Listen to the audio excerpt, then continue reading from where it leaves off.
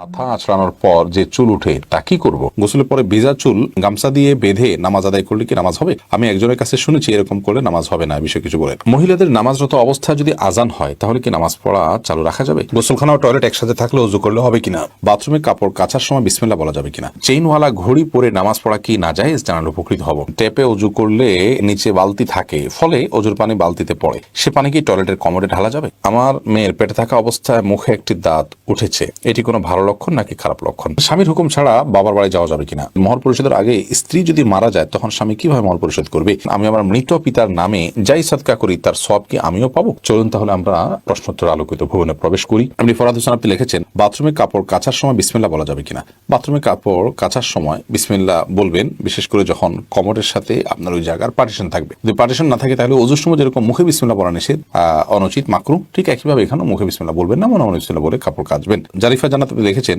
গোসলের পরে ভেজা চুল গামছা দিয়ে বেঁধে নামাজ আদায় করলে কি নামাজ হবে? আমি একজনের কাছে শুনেছি এরকম করলে নামাজ হবে না, বিষয় কিছু বলেন। না, এরকম করে নামাজ হবে না এমন কোনো কথা নেই। আপনি একজন নারী হিসেবে আপনার পুরো শরীর আপনাকে ঢেকে নামাজ পড়তে হবে, শুধুমাত্র মুখমণ্ডল এবং দুই হাতের কবজি আপনি খোলা রাখবেন, এর বাইরে অন্য কোনো শর্ত নেই। আপনি গামছা দিয়ে ঢাকেন বা গামছা দিয়ে বেঁধে তার উপর দিয়ে অন্য একটা কাপড় দিয়ে ঢাকেন, কোনো অসুবিধা নেই। এরপরে কাজী ফাতেমা আপনি লিখেছেন, মহিলাদের নামাজরত অবস্থায় যদি আজান হয় তাহলে কি নামাজ পড়া চালু রাখা যাবে? যাবে, কোনো অসুবিধা নেই। আজান হওয়া হলে নামাজ বন্ধ করে ফেলতে হবে, কোনো কথা নেই। আপনি নামাজ পড়ছেন, ইতিমধ্যে আজান শুরু হয়ে গেছে, আজান মুয়াজ্জিন সাহেব দিতে থাকুক, এদিকে আপনার নামাজ আপনি কন্টিনিউ করতে থাকেন, কোনো সমস্যা নেই। এরপর জেসমিন আক্তার আপনি লিখেছেন, গোসলখানা ও টয়লেট একসাথে থাকলে ওযু করলে হবে কিনা? বাসা যদি গোসলখানা এবং টয়লেট একসাথে থাকে সেক্ষেত্রে ভেতরে ওযু করলে ওযু হয়ে যাবে, কিন্তু উত্তম হলো কমোড এবং টিপের মাঝে কোনো পার্টিশন না থাকলে, আড়াল না থাকলে সেক্ষেত্রে বাইরে ওযু করবেন, এটা হলো উত্তম। কিন্তু যদি ভিতরে ওযু করেন তাতে ওযু হয়ে যাবে, কোনো অসুবিধা নেই ইনশাআল্লাহ। সৈয়দ আবু হায়দার আপনি লিখেছেন, চেইনওয়ালা ঘড়ি পরে নামাজ পড়া কি নাজায়েজ? জানালে উপকৃত হব।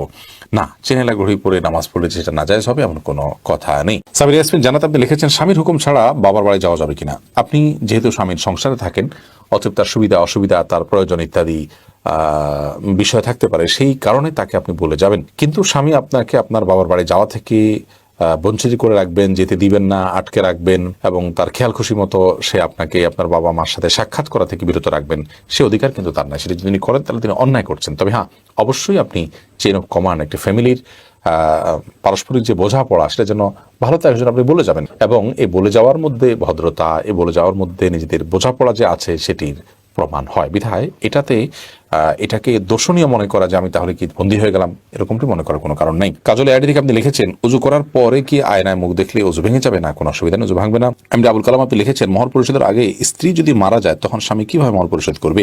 তার পক্ষ থেকে দান সদকা করে দিবেন, কিন্তু উচিত হলো জীবদ্দশাতেই মহর পরিশোধ করা। এরপর আমির হামজা আপনি ইউটিউব চ্যানেলে আমাদের প্রশ্ন করেছেন, আমার মেয়ের পেটে থাকা অবস্থায় মুখে একটি দাঁত উঠেছে, এটি কোনো ভালো লক্ষণ নাকি খারাপ লক্ষণ?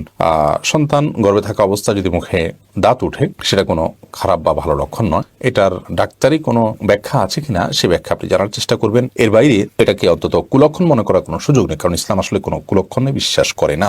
আফরোজা ইসলাম রানী আপনি লিখেছেন, নতুন ঘরে বসবাস করার আগে মিলাদ পড়ানো জায়েজ কিনা? নতুন ঘরে বসবাস করার আগে কোনো মিলাদ পড়াবেন না, এরকম কোনো নির্দেশ আমাদেরকে দেয়নি। আপনি নতুন ঘরে ওঠার সময় বিসমিল্লাহ বলে আল্লাহর নাম নিয়ে উঠে যাবেন।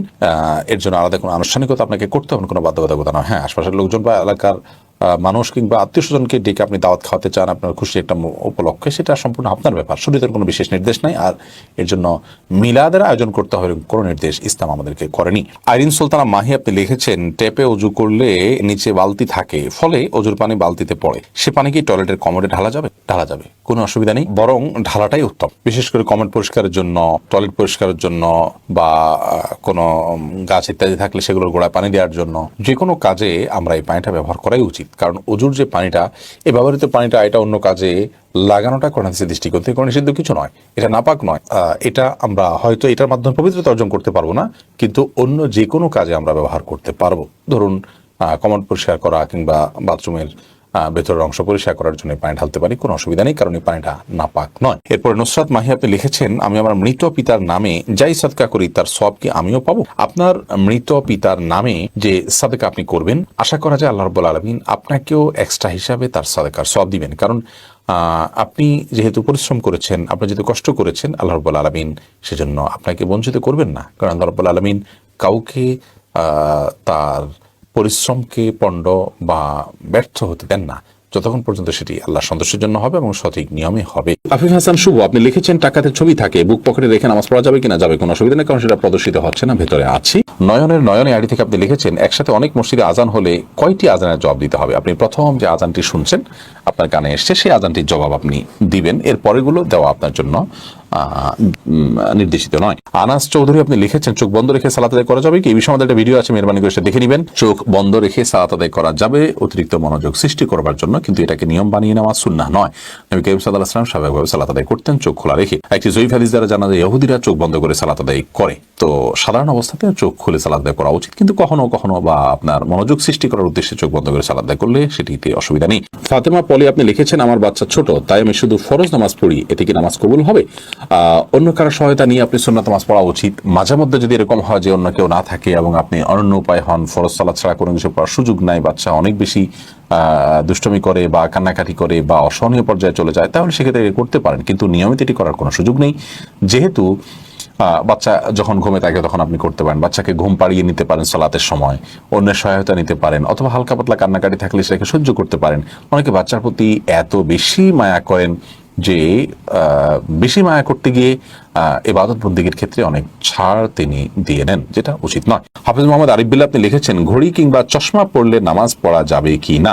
ঘড়ি বা চশমা পরা অবস্থা নামাজ পড়া যাবে, কোনো অসুবিধা নেই। শাহিদুল ইসলাম লিখেছেন টয়লেটে কোরআন আয়াত মনে আসলে কি করণীয়? টয়লেটে কোরআন আয়াত যদি মনে আসে তাহলে সেক্ষেত্রে কোনো অসুবিধা নেই, বিশেষ কোনো করণীয় নেই, মনে আসবে ওটা ভাববেন, ভাবনাতে কোনো অসুবিধা নেই টয়লেটে। তানজিনা বেগম আপনি লিখেছেন সংসারের শান্তির জন্য কি করতে পারি?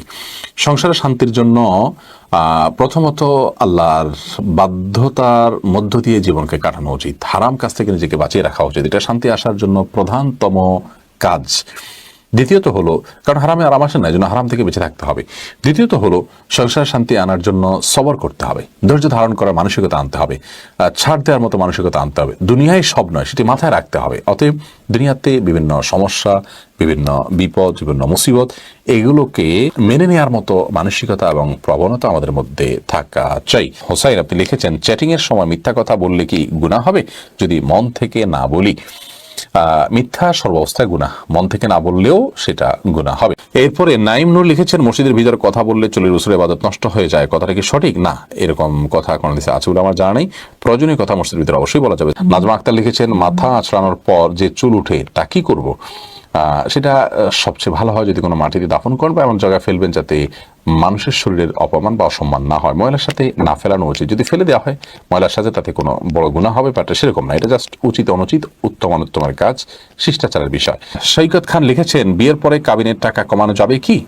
বিয়ের পর যদি স্বামী তার স্ত্রীর সাথে আলাপ আলোচনার মাধ্যমে আপনার মাফ নেন, কমানো তো আর যাবে না, যা ফিক্স হয়ে গেছে তা। স্ত্রী যদি কোনো কিছু মাফ করেন তাহলে আল্লাহ তাআলা সে সম্পর্কে বলেছেন ফাকুলুহু হানিআম মারিআ, তাহলে সেটা তোমরা ভক্ষণ করতে পারো বা ভোগ করতে পারো। স্ত্রী যদি বলেন যে ঠিক আছে আমি তোমাকে ছাড় দিলাম, আপনি দিতে পারেন না, সামর্থ্য নাই, আপনি তার কাছে ছাড় চাইলেন, সে যদি ছাড়টা দিয়ে দেয় তাহলে সেটা ভোগ করতে পারেন। বাট এর মানে এই নয় যে মোহর পরিবর্তন হয়ে গেছে, মোহর যা ছিল তাই, সে হয়তো মাফ করেছে আপনাকে, জাস্ট এটুকু আপনি করতে পারেন।